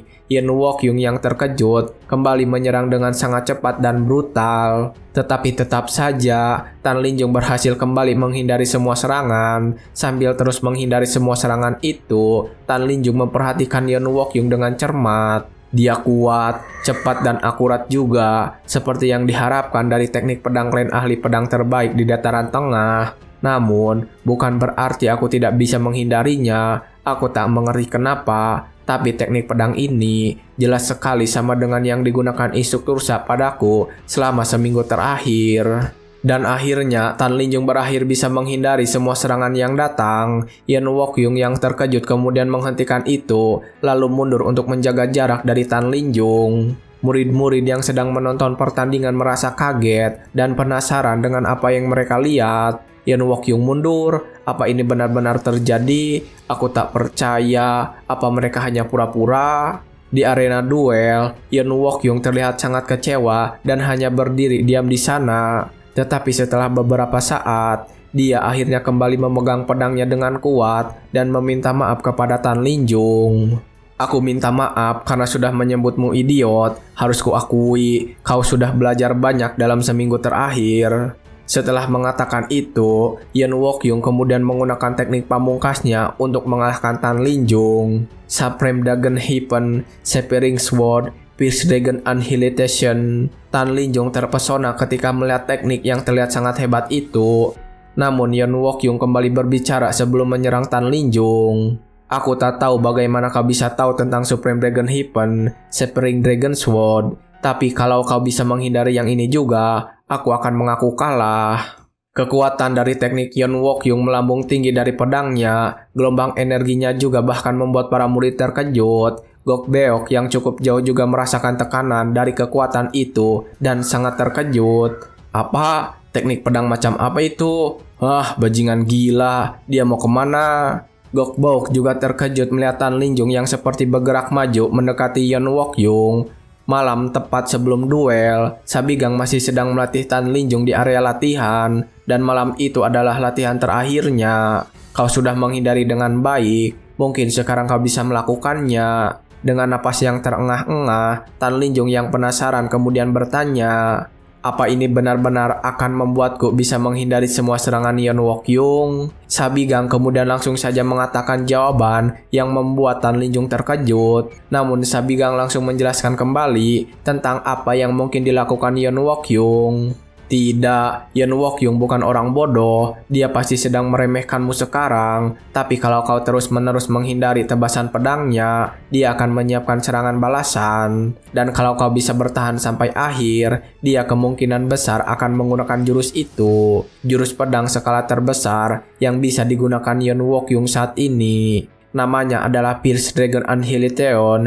Jurus ini benar-benar membuatnya terlihat seperti naga ganas yang terwujud. Dan merupakan ilmu bela diri yang menciptakan sword ki dalam jumlah besar. Akan kuberitahu kau sebelumnya, tapi lupakan saja soal mencoba menghindarinya. Percuma saja mencoba melompat untuk mundur atau menghindar. Jurus itu akan membesar seketika dan menelan seluruh stadion. Tan Linjung kemudian gemetar ketika mendengar itu dan bertanya tentang solusinya. Lalu, bagaimana? Itu pada dasarnya tak terkalahkan. Namun Sabigang membantah pernyataan itu. Dengar, tidak ada yang tak terkalahkan di dunia ini. Badai sword ki yang bekerja sama untuk berputar tanpa henti ke segala arah hanyalah kelihatannya saja. Itu bukan ilmu bela diri yang sempurna. Pada dasarnya, Pierce Dragon Annihilation adalah ilmu bela diri yang dirancang untuk memusnahkan sebagian besar musuh yang terpana oleh kekuatannya yang luar biasa dan mencoba melarikan diri. Tan Linjung kemudian menyadari sesuatu. Sabigang lalu tersenyum dan membenarkan dugaannya itu. Ya, satu-satunya jalan keluar hanyalah satu, terus maju ke depan. Kembali ke pertarungan, Tan Linjung saat ini tidak menjauh. Meskipun dirinya mengalami beberapa luka, Tan Linjung dengan yakin terus melangkah mendekati Yeon Wokyung. Yeon Wokyung terkejut ketika melihatnya, dan karena panik, dia langsung menghentikan teknik itu, kemudian langsung menebas ke depan. Tan Linjung yang sebelumnya sudah diberitahu oleh Sabigang berhasil menghindari serangan itu, dan kemudian langsung melancarkan serangan yang diperkuat oleh energi dalam saat itu juga. Namun Yeon Wokyung memiliki refleks yang bagus dan berhasil menahan serangan itu dengan pedangnya. Tetapi akibatnya, pedang milik Yeon Wokyung hancur setelah menerima serangan Tan Linjung. Dan begitulah kekalahan Yeon Wokyung terjadi. Setelah beberapa saat, Tan Linjung tiba-tiba sedang dibantu berdiri oleh Sabigang. Dan saat itu, Sabigang bertanya kepadanya, Tan Linjung, bagaimana rasanya? Rasanya menyenangkan, bukan? Saat ini, murid-murid yang melihat pertandingan itu menyoraki Tan Linjung. Namun berbeda dengan Gok Bouk, dia terlihat cukup kecewa. Setelah beberapa saat terdiam, akhirnya Tan Linjung tersenyum penuh percaya diri.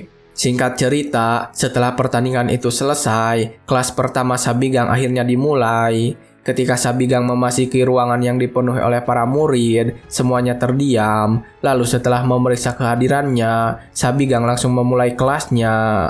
Baiklah kalau begitu, mari kita mulai kelas pertama kita. Sementara itu di ruang pertemuan yang lain, Cheon Seom-young sedang rapat kembali dengan instruktur yang menjalankan rencana bersamanya. Namun saat ini dia sedang mengamuk dan memarahi mereka semua. Sialan, para bajingan itu, bukankah mereka paling mendukung rencananya waktu itu? Sialan, bagaimana bisa berakhir seperti ini? Cheon Seom-young saat ini sedang sangat tertekan karena rencana kali ini gagal total. Instruktur Yeo Woo-jin yang mendengar itu kemudian bertanya, bukankah tujuan awalnya membuat Sabigang keluar dengan sukarela? Kenapa semua kadet malah memilih mengikutinya tanpa paksaan? Apa yang sebenarnya terjadi? Terutama Tan Linjung dari klan One Star Sword dan Yeon Wokyung dari klan Yeon. Keduanya sekarang bersikeras ingin terus berlatih di bawah bimbingan Sabigang. Mereka bahkan sampai mengancam akan keluar dari akademi dan melaporkannya pada klan Yeon jika kita memaksa mereka pindah kelas lagi seperti waktu itu.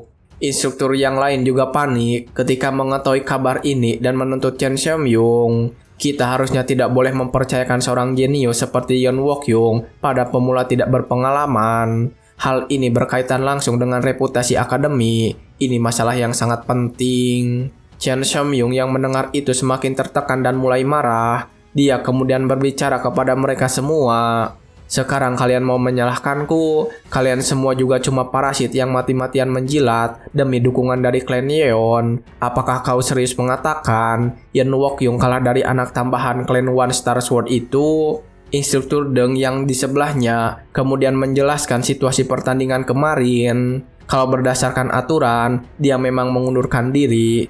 Tapi menurut para kadet yang menyaksikan, pada kenyataannya dia kalah. Mendengar itu, Chen Xiaomyung tidak terima dan memarahinya. Kau sadar tidak, barusan ngomong apa? Yen Wokyung itu salah satu jenius terhebat sepanjang sejarah, bahkan di antara anggota klan Yeon.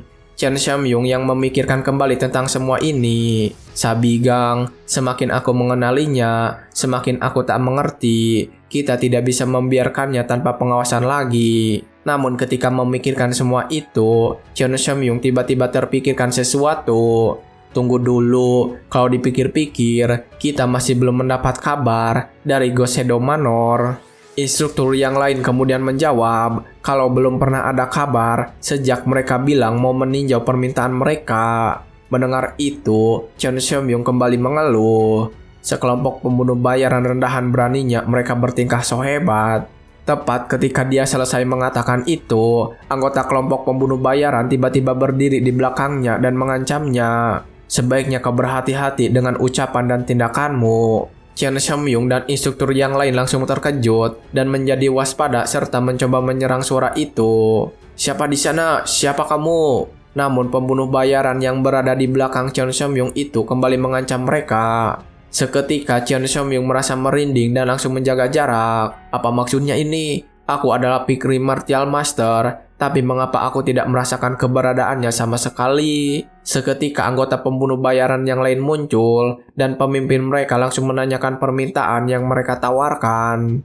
Bukankah kalian sendiri yang barusan mengatakannya? Kami di sini untuk memenuhi permintaan itu. Sekarang beritahu aku segalanya tentang Sabigang. Mereka adalah grup pembunuh bayaran terelit di Jianghu, Ghost Shadow Manor. Dan setelah pertemuan itu, Chen Xiaomyung langsung memberikan informasi mengenai Sabigang yang menjadi target pembunuh bayaran. Singkat cerita, setelah menerima informasi dari Chen Xiaomyung, pemimpin pembunuh bayaran langsung melakukan pertemuan dengan anggotanya.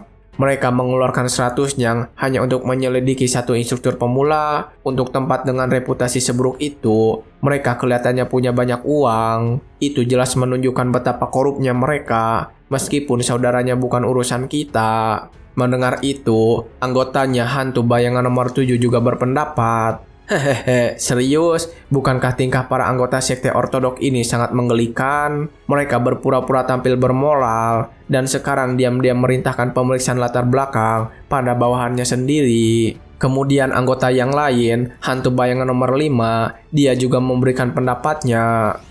Seakan kita lebih baik saja, padahal cuma mengambil permintaan menyedihkan demi uang. Pemimpin mereka hantu bayaran nomor 1 langsung mengingatkan si nomor 5. Nomor 5, apa kau sudah melupakan misi utama kita? Sampai kita menemukan dan mengabdi padanya, kita telah bersumpah untuk menanggung segala tugas kotor dan hina.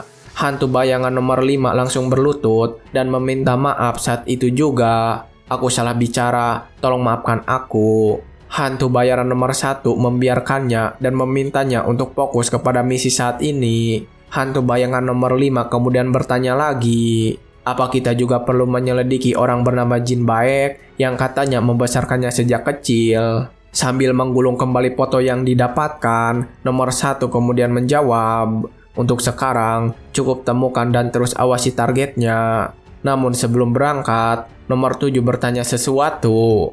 Menurutmu, apakah rumor tentang dia mengalami pertemuan takdir itu benar? Nomor 1 kemudian memberikan penjelasan. Omong kosong, seperti itu tak perlu dianggap serius. Namun nomor 7 tetap mempertanyakan hal itu lagi. Tapi tetap, mereka bilang dia sama sekali tak bisa menggunakan tenaga dalam. Lalu tiba-tiba, dalam semalam dia berubah jadi Martial Master. Kalau bukan karena pertemuan takdir lalu karena apa?